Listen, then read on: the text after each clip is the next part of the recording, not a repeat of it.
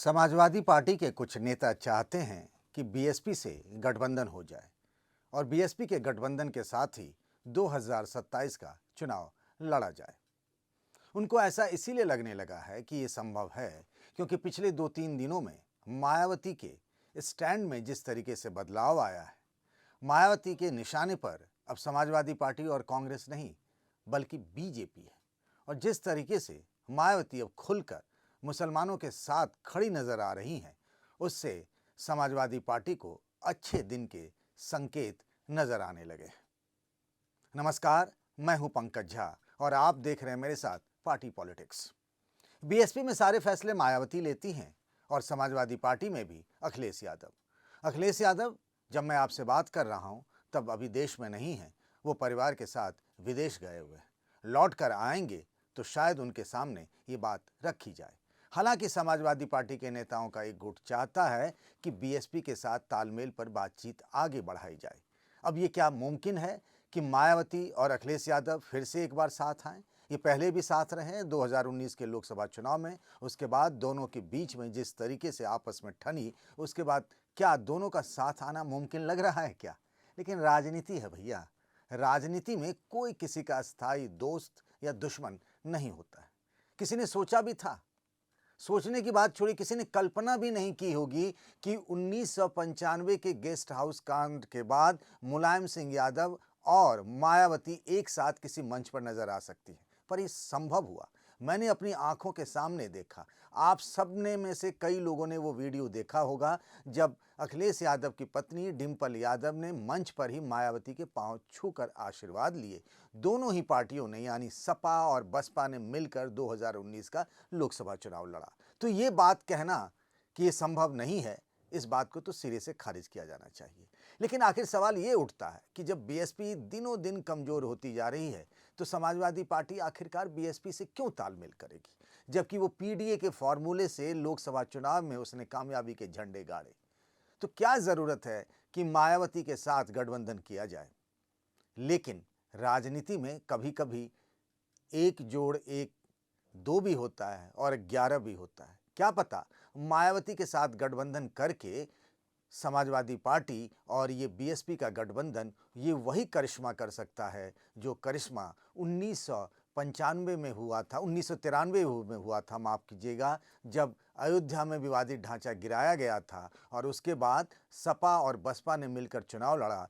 तब मुलायम सिंह यादव समाजवादी पार्टी की तरफ से थे और बसपा की तरफ से संस्थापक कांशी राम जी खुद थे और तब उन दोनों के गठबंधन ने मिलकर बीजेपी को सरकार बनाने से रोक दिया था। तो क्या ये फिर से एक बार मुमकिन है कि ये संभव है कि यूपी की राजनीति में ये दोनों एक साथ आ जाएं और बीजेपी को 2027 में सरकार बनाने से रोक सके?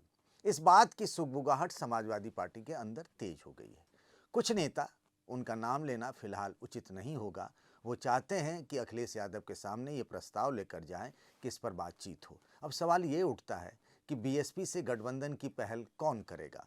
क्या मायावती इसके लिए तैयार हैं?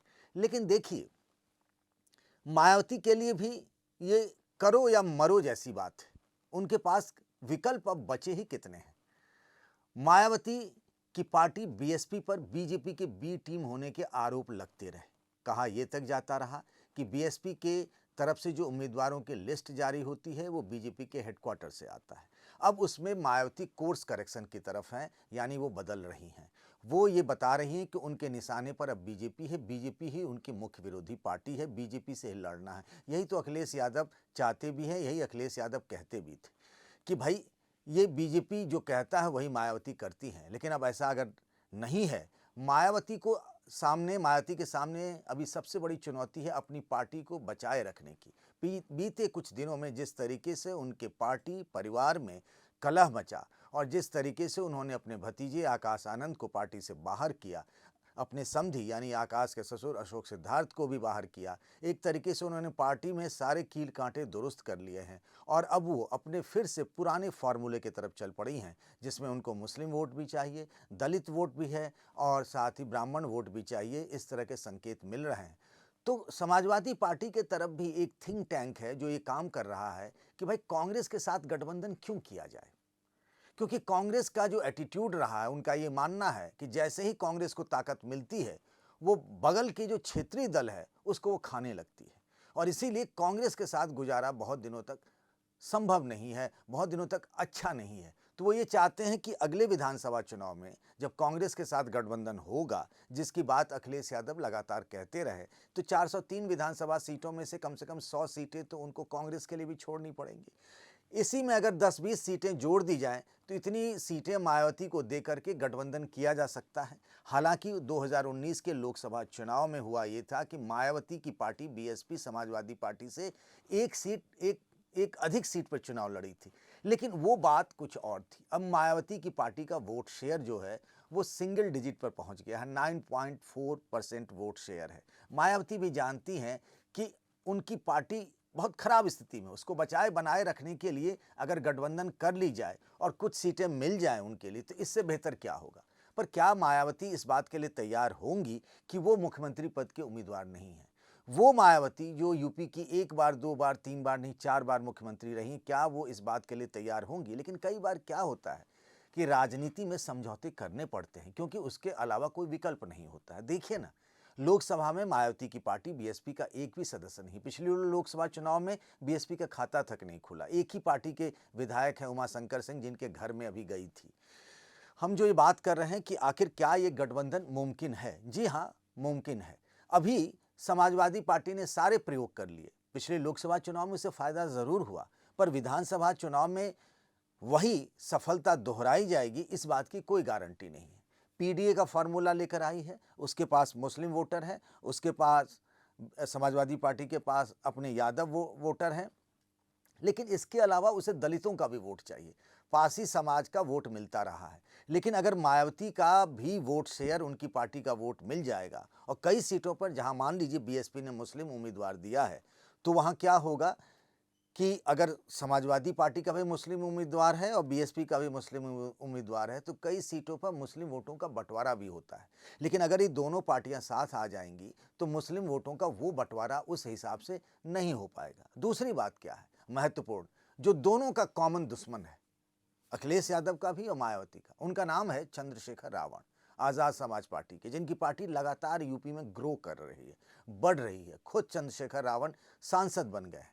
बीते दिनों जो विधानसभा के उपचुनाव हुए, उसमें 3 सीटों पर मायावती की पार्टी बीएसपी से चंद्रशेखर रावण की पार्टी आज़ाद समाज पार्टी को अधिक वोट मिले, और ये मायावती के लिए खतरे की घंटी है। अगर चंद्रशेखर की ताकत को रोकना है तो फिर मायावती के लिए अखिलेश यादव का साथ लेना जरूरी होगा, क्योंकि देखिए आप कितना भी वोट ले आइए, सीटें जीतना बहुत महत्वपूर्ण होता है, क्योंकि वही आखिरी में लोग याद रखते हैं कि फलाना पार्टी के इतने विधायक हैं, फलानी पार्टी के इतने सांसद हैं। और अखिलेश यादव जो लगातार सत्ता से बाहर हैं, यूपी के सत्ता से बाहर, 2017 के बाद से, मतलब 27 में 10 साल हो जाएंगे, हर हाल में सत्ता में वापसी करना उनकी पहली प्राथमिकता होगी। मायावती तो 2012 के बाद से उन्होंने सत्ता का मुंह ही नहीं देखा है। उनके लिए भी अपनी पार्टी को टूटने बिखरने से रोकने के लिए समाजवादी पार्टी के साथ अगर गठबंधन कर लेती हैं, दोनों पार्टियां मिलकर चुनाव लड़ती हैं, तो नतीजे कुछ और हो सकते हैं। अब लोग कहेंगे कि 2019 में भी तो दोनों मिलकर लड़े थे, तब क्या उखाड़ लिया था, तब क्या हो गया था? नहीं भैया, ऐसा नहीं है। क्या होता है कि यही कांग्रेस और समाजवादी पार्टी का गठबंधन हुआ था 2017 में यूपी के विधानसभा चुनाव में, तब तो ये गठबंधन नहीं चला। लेकिन यही जब 2024 के लोकसभा चुनाव में दोनों पार्टियों का गठबंधन हुआ, तो फिर देखिए रिजल्ट एकदम जितनी उम्मीद थी, कहते हैं ना छप्पड़ फाड़ के जो रिजल्ट आता है वो आया। 37 सीटें समाजवादी पार्टी को मिली और 6 सीटें कांग्रेस पार्टी को। तो एक बार जो हो गया वही होता है, जरूरी नहीं है। क्या हुआ था 2019 के चुनाव में कि मायावती की पार्टी का वोट का ट्रांसफर ही नहीं हो पाया था। हालांकि बीएसपी के बारे में कहा जाता है कि जिसके साथ गठबंधन कर लेती है पार्टी, वोट ट्रांसफर हो जाता है। तो अगर ऐसा होता है, और क्या हुआ है कि मायावती का जो वोटर है वो एक तरीके से ये माना जाता है, कहा जाता रहा है कि वो एंटी बीजेपी है, वो बीजेपी के साथ कभी नहीं जा सकता, खासतौर से जो जाटव बिरादरी के वोटर हैं। लेकिन बीजेपी को तो क्या वो समाजवादी पार्टी के साथ जा सकते हैं क्या? कहने के लिए तो लोग कहेंगे बिल्कुल नहीं जा सकते हैं, क्योंकि ऐसा माना जाता है कि गांव देहात में जहां समाज है सब लोग साथ रहते हैं, यादव वर्सेस दलित हो जाता है। लेकिन दोनों के सामने चुनौती एक ही है। दोनों का कॉमन दुश्मन कौन है? एक तो चंद्रशेखर रावण हो गए और दूसरी जो सबसे बड़ा जो विरोधी है वो है बीजेपी। तो बीजेपी को हराने के लिए हो सकता है कि मायावती का जो वोटर है वो समाजवादी पार्टी के साथ चला जाए। ऐसा होता है तो 2027 के चुनाव के जो मायने हैं बिल्कुल बदल जाएंगे। हालांकि अब देखिए एक बात और भी है कि मायावती जिस राह पर अब चल पड़ी हैं, यानी बीजेपी के खिलाफ, ये आकाश आनंद ने सबसे पहले शुरू किया था। याद करिए पिछले लोकसभा चुनाव के दौरान की बात होगी, इस बात को करीब अब साल भर होने को आ रहे हैं। आकाश आनंद जब भाषण देते थे तो समाजवादी पार्टी और कांग्रेस के खिलाफ बहुत नहीं बोलते थे, वो बीजेपी के खिलाफ बोलते थे और जो सत्ता में पार्टी रहती है उसी के खिलाफ लोग बोलते भी हैं। भाई अब कांग्रेस कौन सी सत्ता में है, ना समाजवादी पार्टी भी सत्ता में है, तो आकाश आनंद क्यों बोलते? तो वो बीजेपी के खिलाफ बोलते थे। और इसी वजह पर जब आकाश आनंद को हटा दिया मायावती ने चुनाव प्रचार से, अपने उत्तराधिकारी से, सब चीज़ों से हटा दिया, तो ये कहा गया कि भाई बीजेपी के दबाव में मायावती ने ये फैसला किया। अब जब आकाश आनंद को उन्होंने फिर से पार्टी से बाहर कर दिया एक बार, तो मायावती वही काम कर रही हैं जो आकाश आनंद चाहते थे कि बीजेपी के खिलाफ लड़ाई लड़ी जाए। अब मायावती ने वही रुख अपनाया है। मायावती अपने ऊपर उस लेवल को ख़त्म करना चाह रही हैं कि वो बीजेपी की बी टीम नहीं है। मुसलमानों की याद आ रही है उन्हें, तो मुसलमानों की बात कर रही। पिछले 2-3 दिनों में उन्होंने सोशल मीडिया में जो पोस्ट किए हैं वो इसी बात के संकेत देते हैं। समाजवादी पार्टी भी कहते हैं ना कि वो चाहती है कि भाई कांग्रेस से बेहतर, हालांकि उसमें समाजवादी पार्टी के नेताओं में भी अलग अलग राय है। कुछ नेताओं का कहना है कि मायावती भरोसे की साथी ही नहीं है, वो कब बदल जाए। मान लीजिए चुनाव हो गया, दोनों पार्टियां मिलकर लड़ी, मायावती को भी कुछ सीटें आई और समाजवादी पार्टी को सीटें आई, और उस वक्त मायावती का मन बदल जाए, वो कहे नहीं भैया सरकार बनाने की स्थिति हो, तब भी मायावती कहे कि नहीं हम तो समर्थन नहीं देंगे, गेम कहीं फंसा दे। तो एक विश्वास की कमी समाजवादी पार्टी के तरफ भी है। लेकिन जिस तरीके से 2019 में दोनों पार्टियों के बीच में और मायावती और अखिलेश के बीच में भरोसे की कमी थी, इसके बावजूद दोनों एक साथ जुड़े क्योंकि बीजेपी को रोकना था।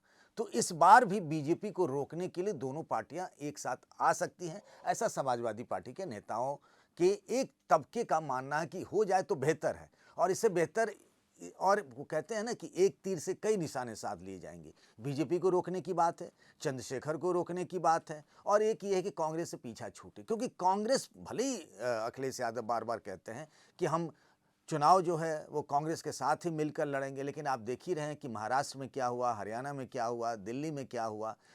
कहने की बात कुछ और होती है, कहने की बात कुछ और होती है। वो जानते हैं कि कांग्रेस पार्टी का क्या एटीट्यूड रहा है, तो उस लिहाज से वो कांग्रेस से अलग होना चाहेंगे। तो अलग होने के लिए एक दलित वोटरों का एक बड़ा तबका जो आज भी मायावती के साथ है, समाजवादी पार्टी के ये नेता जिन्होंने ये अब शुरुआत की है इस पर विचार करने की कि मायावती और उनकी पार्टी से गठबंधन कर लिया जाए, वो चाहते हैं कि ऐसा हो तो 2027 के समीकरण बदल सकते हैं। क्योंकि उस हालात में क्या होगा, आपके पास पिछड़ों का एक बड़ा वोट बैंक होगा, आपके पास मुस्लिम जो 20% होता है।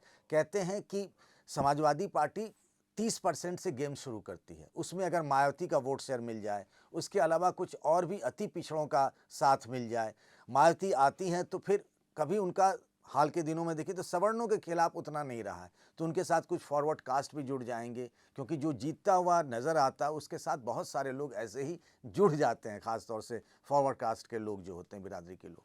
अगर ये कॉम्बिनेशन बैठ जाता है तो वाकई में 2027 में बीजेपी के सामने एक बड़ी चुनौती होगी सपा बसपा के गठबंधन के तौर पर हम ये नहीं कह रहे हैं कि इन दोनों का गठबंधन होने वाला है, कई लोग इस बात को कहेंगे, लेकिन एक विचार शुरू हुआ है, फिर उस पर मायावती बात करेंगे। देखिए मतलब राजनीति किस तरह से करवट बदलती है। पिछले ही साल की बात है जब लोकसभा चुनाव का मामला था इंडिया गठबंधन में, तो जब ये हो रहा था कि कांग्रेस पार्टी और कांग्रेस के कई नेता चाहते थे कि मायावती के साथ गठबंधन हो, कई लोगों ने तो खुलेआम कैमरे के सामने ये बात कही कि मायावती और उनकी पार्टी के साथ गठबंधन होना चाहिए। तब इंडिया गठबंधन की बैठक में रामगोपाल यादव और अखिलेश यादव ने कह दिया था कि वे बता दीजिए, कांग्रेस से पूछा था कि बता दीजिए आप क्या चाहते हैं, आप ये करेंगे कि आप एक तरफ बीएसपी से भी गठबंधन करना चाहते हैं और हमारे साथ भी, तो ये दो नाव पर सवारी नहीं चलेगी। पर वो दौर और साल भर बाद स्थितियां परिस्थितियां बदलती हैं राजनीति में, इसीलिए क्योंकि राजनीति समय के हिसाब से होता है, ज़रूरत के हिसाब से होती है। मायावती को भी ज़रूरत है एक मजबूत साथी होने की, उनको अपनी पार्टी बचाने की चुनौती उनके सामने है। समाजवादी पार्टी के सामने सबसे बड़ी चुनौती है सत्ता में वापसी करने के लिए। उस सत्ता में वापसी करने के लिए उसे एक चाहिए स्टेपनी। आप देखते हैं ना, पेड़ पे बहुत फल आ जाते हैं तो पेड़ की टहनियाँ झुकने लगती हैं तो हम टेक लगाते हैं बांस के डंडा की तरह। तो यहाँ भी ना एक टेक चाहिए, उसे एक सहारा चाहिए समाजवादी पार्टी को कि आगे बढ़ें तो कैसे बढ़ें, यहाँ तक तो पहुँच गए। तो मायावती एक साथी बन सकती हैं। ठीक है, इसके लिए मायावती को बहुत कुर्बानी भी देनी पड़ेगी। सोचिए, वो मायावती जो 4 बार मुख्यमंत्री रहीं, क्या वो तैयार होंगी कि गठबंधन का नेता मुख्यमंत्री अगर बनता है या उम्मीदवार होता भी है तो अखिलेश यादव होंगे, वो बैक सीट पर जाएंगी। लेकिन राजनीति में कड़वे घूंट पीने पड़ते हैं, कई बार हुआ है ऐसा। अब देखिए, बीजेपी इतनी बड़ी पार्टी है, इतने राज्यों में सरकार है, केंद्र में सरकार है, पर बिहार में इतने आधी सीटें हैं, जितनी बीजेपी की विधानसभा सीटें हैं उससे करीब आधी सीटें हैं जेडीयू के पास। लेकिन उनके पास मजबूरी है, विकल्प है, नहीं बचता है तो नीतीश कुमार ही मुख्यमंत्री है, उनके नेता हैं। और फिर जब बिहार में 4-5 महीने बाद चुनाव होगा तो नीतीश कुमार ही मुख्यमंत्री पद का चेहरा होगा। बीजेपी को कड़वा घूंट पीना पड़ेगा। तो मायावती को भी अपने को बचाए रखने के लिए इतना थोड़ा सा कड़वा घूंट तो पीना पड़ेगा। इसके पास विकल्प क्या बचता है? अभी उनका वोट शेयर 10 से नीचे गया, कल को 6 से नीचे चला जाएगा। पार्टी में अधिकतर नेता चले जा चुके हैं, जो कुछ बचे भी उनको मायावती जी खुद ही निकाल देती हैं, तो फिर बचेगा क्या? ठन ठन गोपाल। तो इसीलिए दोनों के लिए ये बहुत ज़रूरी हो सकता है और लग भी रहा है। अब ये फैसला अखिलेश यादव को करना है, मायावती जी को करना है, साथ चलना है या नहीं चलना है। लेकिन एक बात ज़रूर हुआ है, बीते 3-4 दिनों में मायावती ने जिस तरीके से अपने स्टैंड में बदलाव हुआ है, उससे समाजवादी पार्टी के नेताओं में एक उम्मीद जगी है कि बसपा के साथ गठबंधन हो सकता है। तो क्या आपको लगता है, पहला सवाल तो यही होगा कि असंभव सा फिलहाल दिखने वाला ये सपा बसपा का गठबंधन क्या हो सकता है?